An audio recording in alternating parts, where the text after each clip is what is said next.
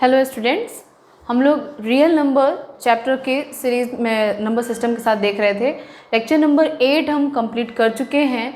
आज ये जो लेक्चर नंबर 9 है ये पूरे रियल नंबर का कंक्लूजिंग लेक्चर है। ठीक है, तो इसमें हम जो रिमेनिंग बची हुई कुछ प्रॉब्लम्स हैं जो आपके बोर्ड एग्ज़ाम में कई बार एमसीक्यूज़ में, शॉर्ट आंसर में, कई बार 4 नंबर इस तरह के क्वेश्चंस में आपसे पूछ लिया जाता है। तो आज हम सिर्फ प्रॉब्लम्स का ही पार्ट कवर कर रहे हैं।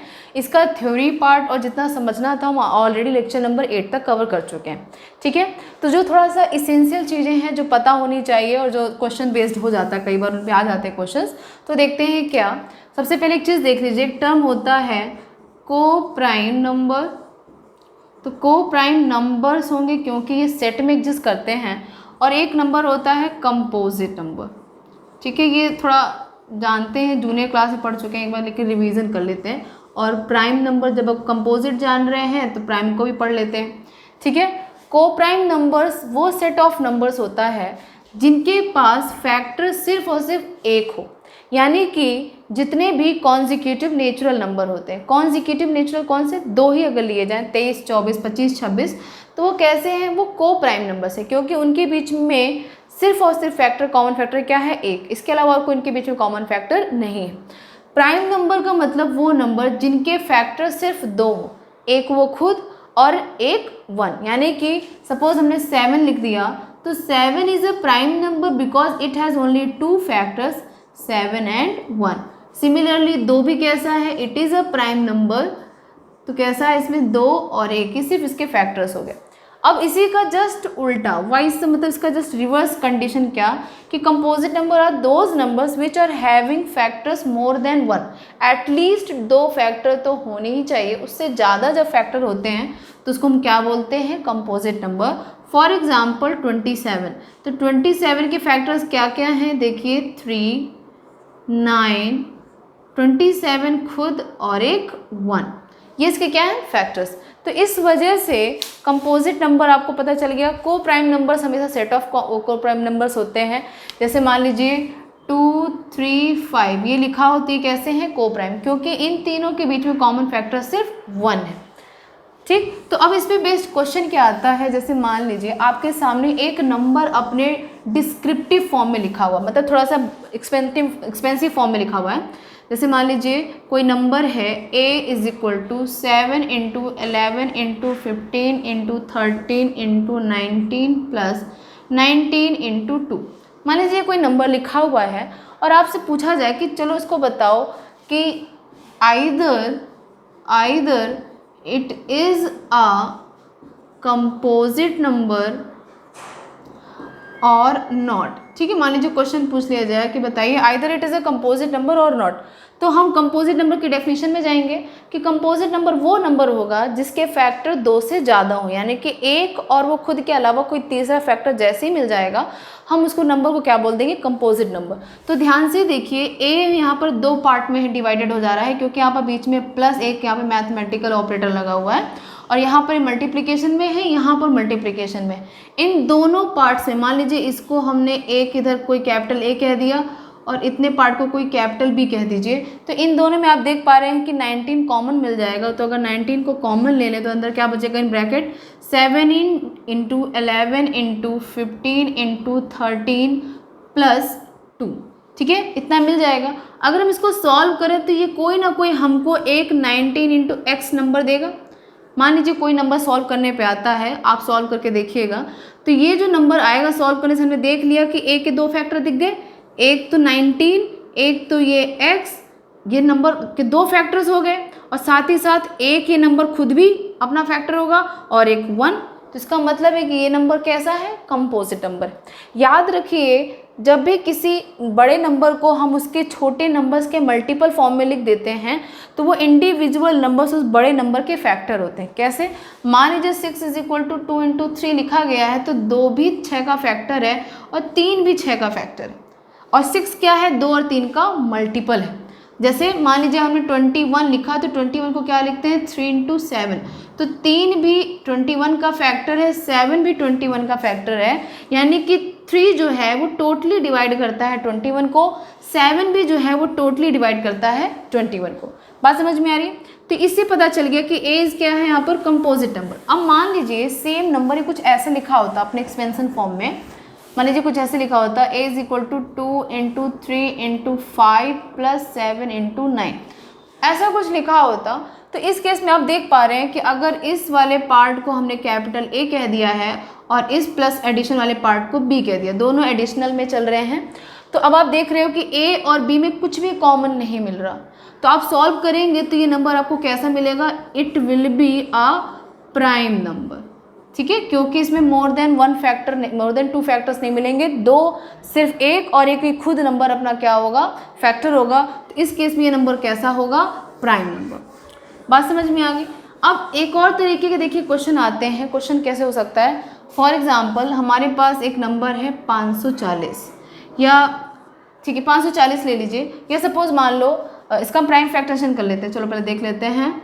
तो 2 2 ज़ा 4, 2 7 ज़ा 14, 0, 2 1 ज़ा 2, 2 3 ज़ा 6, 2 5 ज़ा 10, देन 3 4 ज़ा 12, 3 5 ज़ा 15, 3 15, 3 5 ज़ा 15, 5 1 ज़ा 5, ठीक है।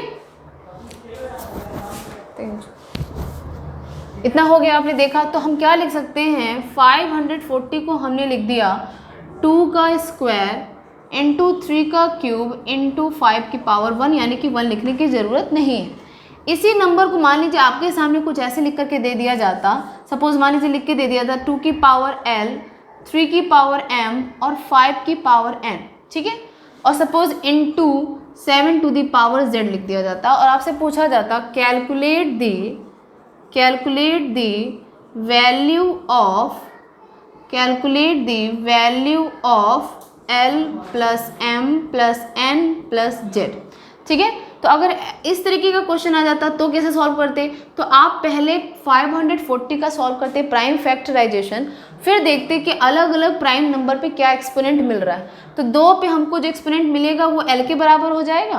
तो L की वैल्यू क्या आ गई 2, प्लस M की वैल्यू हमने भी सॉल्व की थी, देखो इसको हमने क्या इसको हम लिख सकते थे 2 का स्क्वायर इंटू 3 का क्यूब इंटू 5, बस 5 टू दी पावर 1, क्योंकि 7 टू दी पावर Z लिखा हुआ है तो यहाँ पे 7 टू दी पावर का Z का मतलब क्या है 0, क्योंकि 7 तो एज अ प्राइम फैक्टर आया ही नहीं, तो Z की पावर क्या हो गई 0। 7 टू दी पावर 0 हो या किसी भी नंबर की पावर 0, वेरिएबल की पावर 0 की वैल्यू हमेशा क्या मिलती है 1, याद रखिए। तो क्या हो जाएगा 2 प्लस 3 प्लस 1 प्लस 0, तो आंसर आ जाएगा कितना 6 सिंपली। तो इसकी वैल्यू आ गई, ये है L plus M plus N plus Z की वैल्यू। इस तरीके से क्वेश्चंस भी आपसे पूछ लिए जाते हैं इसी रियल नंबर चैप्टर में। चलिए ये आपने देख लिया। अब एक और तरीके का क्वेश्चन देखते हैं, वैरायटी। अब जैसे इसी तरह का क्वेश्चन पूछ लिया जाता है, मान लीजिए आपके सामने कोई नंबर है A जिसकी पावर n दिया गया है, where n belongs to natural number, ठीक है, और जो a है कोई पॉजिटिव इंटीजर है, a क्या है आपका पॉजिटिव इंटीजर, तो बिलोंग्स टू i पॉजिटिव। तो याद रखिए पॉजिटिव इंटीजर में अगर हम a का केस 0 वाला ले रहे हैं तो 0 की पावर कुछ भी करिए आंसर 0 ही आएगा, तो इसको हम एक्सक्लूड कर देते हैं। बाकी है पॉजिटिव इंटीजर में 1 2 3 4 5 अप टू इन्फिनिटी वाला कोई भी केस लीजिए। तो आपसे पूछा जाए, ये क्वेश्चन कई तरीके से आ सकता है। मान लीजिए पहला क्वेश्चन है कि whether the given a to the power n will end at 0 or not. Check whether the given a to the power n will end at 0 or not. इस तरीके का क्वेश्चन है। मान लीजिए a की जगह लिख दिया गया है 12 टू दी पावर n और n की वैल्यू दे दी गई कोई नेचुरल नंबर। तो आपसे पूछा जा रहा है कि बताइए क्या कभी 12 की पावर n की वैल्यू यानी कि इस यूनिट प्लेस पर, यूनिट प्लेस पता है इकाई दहाई सैकड़ा हम बोलते हैं ना, यूनिट डेकेंड देन सेकेंड ऐसे करके हम बोलते हैं, वैल्यू लिखते हैं। तो यूनिट प्लेस पर सबसे पहली वाली प्लेस पे क्या कभी 0 आएगा?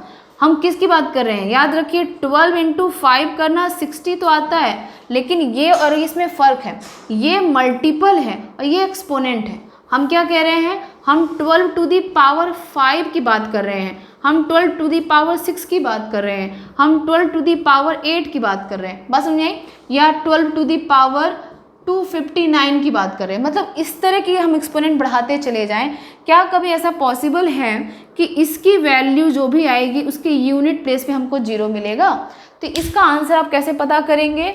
याद रखिए, जब भी जिस नंबर की वैल्यू हम सॉल्व कर रहे हैं, यानी कि 12 की वैल्यू सॉल्व कर रहे हैं, तो 12 का जो भी प्राइम फैक्टराइजेशन है, यानी कि कितना आएगा 2 इंटू 2 इंटू 3, अगर इसके प्राइम फैक्टराइजेशन में कहीं भी हमको प्राइम फैक्टर्स 2 इंटू 5 साथ में मिल जाएं, अगर किसी नंबर के प्राइम फैक्टर्स में 2 और 5 दोनों साथ में मिल जाएं, तो उसके 12 टू दी पावर n की वैल्यू हमेशा ही यूनिट प्लेस पे क्या देगी?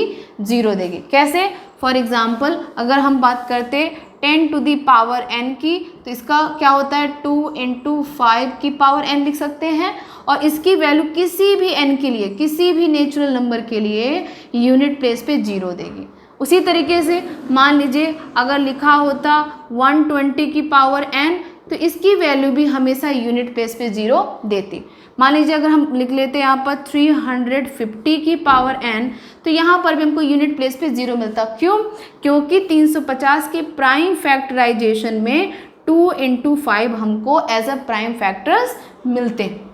ठीक है, तो याद रखना। तो इसका आंसर यहाँ पर क्या हो जाएगा? यहाँ पर ऐसा पॉसिबल नहीं है, इसलिए आंसर ऐसा जाएगा, no it is not possible here to get 0 at its unit place. ठीक है, अब मान लीजिए आपसे कह दिया जाए कि अब चेक करो कि यहाँ पर 4 आएगा कि नहीं, तो याद रखिए 4 तब आता है जब, क्यों आप इस तरीके से याद रखो, 4 कब का मिलता है? जब हमारे a की जगह क्या हो, a का मतलब जब उसके प्लेस पे यहाँ पर हमको 2 का स्क्वायर मिल रहा हो, 2 का क्यूब मिल रहा, 2 की पावर में मिल रहा हो। जैसे मान लीजिए अगर कह दी जाए कि क्या 21 की पावर n, ये वैल्यू कभी भी 4 पे ख़त्म होगी तो नहीं। क्यों? क्योंकि 1 है तो 1 हमेशा 1 1 देता चलता है अपने यूनिट प्लेस पर। ठीक है, तो इस तरह के क्वेश्चन आपसे पूछे जा सकते हैं।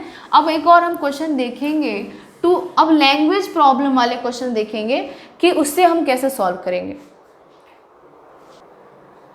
चलिए अब देखते हैं ये हम कैसे, जब लैंग्वेज प्रॉब्लम के क्वेश्चंस आते हैं और आपको पता करना होगा कि हम HCF कैलकुलेट करें कि LCM कैलकुलेट करें। तो देखिए एक चीज़ थोड़ा हिंट ले लीजिए हमेशा ही कि जो LCM होता है और HCF होता है, ठीक, तो गिवन नंबर्स में LCM की जो वैल्यू है वो हमेशा हायर नंबर होगा, और गिवन नंबर्स में से अगर HCF कैलकुलेट करना होगा तो वो सब में से स्मॉलर होगा। सपोज मान लीजिए हमको A, B, C का LCM निकालना है, तो जो X होगा वो इन सब से बड़ा होगा। लेकिन अगर हम HCF कैलकुलेट करना चाहते हैं A, B, C का, तो HCF जो है इन तीनों से छोटा होगा। जस्ट फॉर हिंट, ये एक समझने वाली बात है और ये बचपन से हम जानते हैं सारी चीज़ों को। अब दूसरी बात, जो LCM है वो मल्टीपल है, ठीक है, मल्टीप्लाई करने के बाद मिलता है, और जो फैक्टर है वो डिवीज़न के बाद मिलता है। मतलब कहने का ये कि मल्टीपल आपको किसी नंबर में मल्टीप्लाई करने के बाद मिलेगा। फैक्टर ये बताता है कि कोई नंबर किससे जल्दी डिविजिबल है पूरी तरीके से, वो स्मॉलर नंबर ही किसी बड़े नंबर को डिवाइड कर सकता है। तो इसलिए HCF फॉर फैक्टर और LCM फॉर मल्टीपल, ये दो चीज़ें याद रखना है। अब देखिए हमारे सामने क्वेश्चन लिखा हुआ है बोर्ड पे कि 3 मेजरिंग रॉड्स, मेज़र करने के लिए रॉड आप देख सकते हैं। जब आप कपड़े जो थोक में बेचते हैं, जो सेलर्स होते हैं, जो क्या कहते हैं, जो बड़े अमाउंट में कपड़ा बेचते हैं, तो वो लोग अपने दुकान में आपने देखा होगा शॉप में एक रॉड रखते हैं। मे भी पॉसिबल है कि वो 1 मीटर की रॉड हो, लेकिन अभी क्या है, हम यहाँ पर डिफरेंट लेंथ की रॉड लेके चल रहे हैं। एक है 64 सेंटीमीटर, एक 80 सेंटीमीटर, एक 96 सेंटीमीटर की 3 रॉड्स हैं। तो हमने लिख दिया यहाँ पर, सॉल्यूशन में हम लिख रहे हैं, ये हमारा सॉल्यूशन है यहाँ पर, रॉड्स लेंथ्स ऑफ रॉड्स क्या क्या है, 64 सेंटीमीटर, 80 सेंटीमीटर, 96 सेंटीमीटर। ठीक है, अब आपसे पूछा जा रहा है कि find the least length of cloth that can be measured exact number of times. आपसे पूछा जा रहा है कि उस कपड़े की लेंथ बताइए जो इन तीनों से इंडिविजुअली अगर मेज़र की जाए तो कपड़े को मेज़र करते हुए ना ही कोई एक्स्ट्रा कपड़ा बचे, ना मेज़र करते टाइम कोई कपड़ा हमको कम पड़े। कहने का मतलब ये कि अगर मैंने ये जो रॉड है इसको स्टैंडर्ड मान लिया, तो इस रॉड को उठा करके अगर मैं कपड़े को मेज़र कर रही हूँ, तो अगर मैंने उठाया, सपोज मान लीजिए ये रॉड, या ऐसे मान लीजिए इसको हमने लेंथ मान ली कपड़े की, मान लीजिए हमारा कपड़ा हो गया, कोई लेंथ है इसकी एक्स आपको पता नहीं है, हमने 64 सेंटीमीटर वाला रॉड उठा के रखा, तो 64 सेंटीमीटर रॉड को हम ऐसे पूरी तरीके से मेज़र कर रहे हैं, और जितने टाइम्स हम मेज़र करें उसके बाद ऐसा कभी नहीं होना चाहिए एट लास्ट कि कपड़ा या तो रिमेनिंग बच जाए, या इतना कपड़ा रिमेनिंग बच जाए, या इतना कपड़ा हमको मेज़र करने के लिए कम पड़ जाए। बात समझ में आ रही? एग्जैक्ट नंबर ऑफ टाइम्स, यानी कि टोटली पूरी तरीके से मेज़र हो जाना चाहिए। तो ये सेम सिनेरियो 64 सेंटीमीटर के लिए भी है, 80 सेंटीमीटर के लिए भी, और 96 सेंटीमीटर। तो दिमाग में तुरंत आया, अब ऑब्वियस सी बात है जिसको हम मेज़र करेंगे उसकी लेंथ ज़्यादा ही होगी, रॉड की लेंथ कम होगी, तो हमको वो नंबर, बड़ा नंबर चाहिए जो इन तीनों से पूरी तरीके से डिविजिबल हो।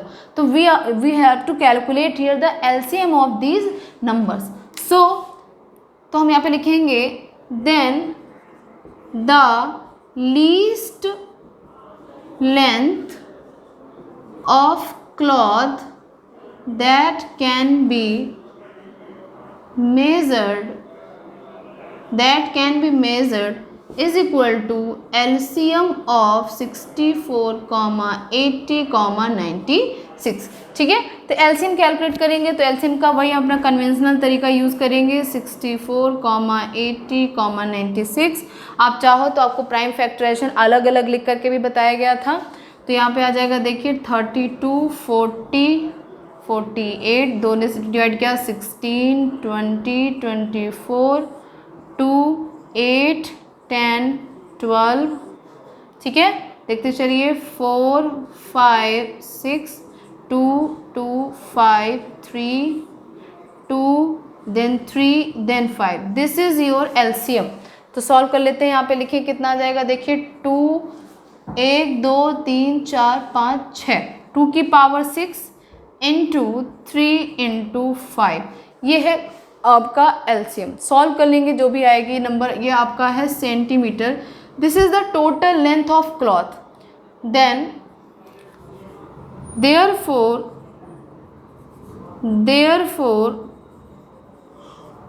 2 to the power 6 into 3 into 5 centimeter is the total required length of cloth।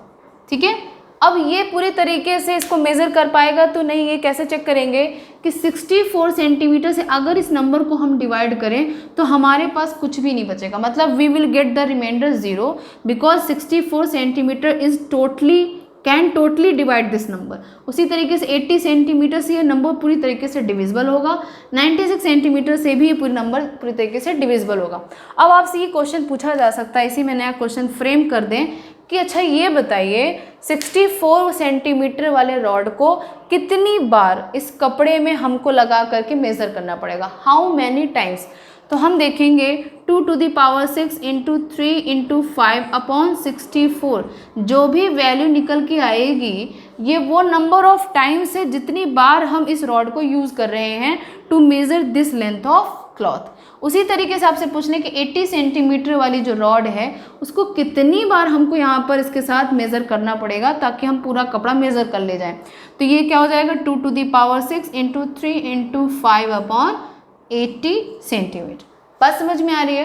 तो इस तरीके से हम बता पा रहे हैं कि यहाँ पर हमने लेंथ ऑफ क्लॉथ कैलकुलेट कर ली और ये भी देख लिया कि कितनी टाइम्स हमको इस तरीके से बार बार रॉड को उसमें मेज़र करना पड़ेगा। अच्छा, यही सेम चीज़ आ जाइए, एक और चीज़ देख लीजिए कि एक पॉपुलर क्वेश्चन होता है, मान लीजिए देखिए लास्ट क्वेश्चन है ये आज जितना डिस्कस कर रहे हैं, बाकी आप लगभग सारी प्रॉब्लम्स हम डिस्कस कर चुके हैं, number of and varieties of. चलिए देखिए, सपोज मान लीजिए मेरे पास 3 कंटेनर्स में मिल्क है A, B, C। There are 3 containers containing different quantity of milk. ठीक है,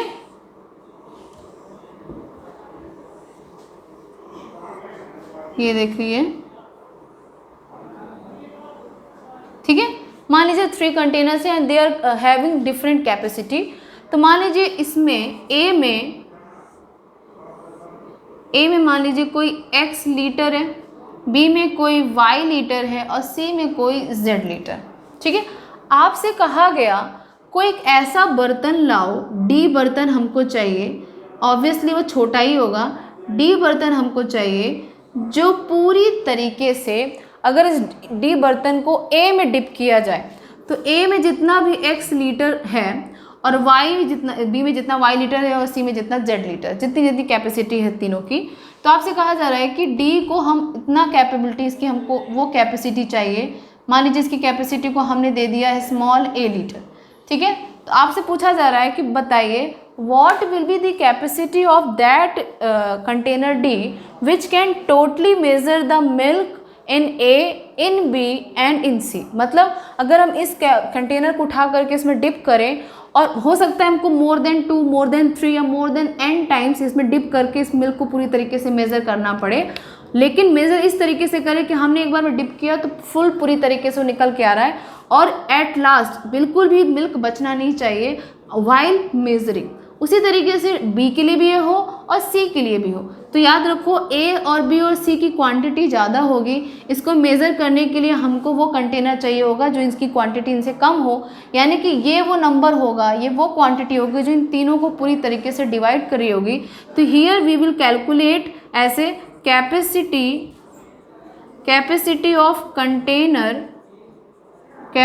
of container D will be equal to किसके बराबर होगी, HCF of x litre, y litre और z लीटर। बात समझ में आ रही है? इन तीनों का HCF जो होगा वही मिलेगा हमको कैपेसिटी ऑफ कंटेनर, वो किसके बराबर है, a लीटर के बराबर। इसका आंसर है a लीटर की जो वैल्यू आएगी वो किसके बराबर होगी, इन तीनों कंटेनर्स की इंडिविजुअल जो है XYZ लिमिट है लीटर्स में दिया हुआ है उन तीनों का HCF। अब आपसे पूछ लिया गया कि बताओ जितनी भी कंटेनर की कैपेसिटी आ गई उसको कितनी टाइम्स इसमें डिप करना पड़ेगा मेज़र करने के लिए। तो अगर इसकी कैपेसिटी थी x लीटर और जिससे हम मेज़र कर रहे हैं उसकी कैपेसिटी है a लीटर, तो डिवीज़न करने पे जो आएगा that is the number of times, that is the answer for number of times then which we have to dip this container D into container A। बात समझ आ रही है? तो हमने जितना आपके सिलेबस में था इन क्लास 10 रियल नंबर, उसके क्वेश्चंस को सॉल्व कर लिया है, देख लिया है। और रही बात जो प्रूविंग वाली है, जैसे कि ये वाली प्रूविंग 2 + √5 को इरेशनल प्रूफ करना, √3 + 2 को इरेशनल प्रूफ करना, √3 + √5 को इरेशनल प्रूफ करना, 5 - 7 √2 इस तरीके के नंबर को इरेशनल प्रूफ करना, ये हम ऑलरेडी क्लास 9th के लिए देख चुके थे। उसी में आपको वहीं से फिर से देख लेना, यानी कि वो लेक्चर नंबर 5 या 6 में पॉसिबल ही होगा, आप उसमें जा कर के चेक कर लीजिएगा। चलिए तो ठीक है, आज ये रियल नंबर की सीरीज़ यहीं पे ख़त्म होती है। नेक्स्ट हम फिर से नेक्स्ट टॉपिक के साथ आपके सामने प्रेजेंट होंगे। Thank you.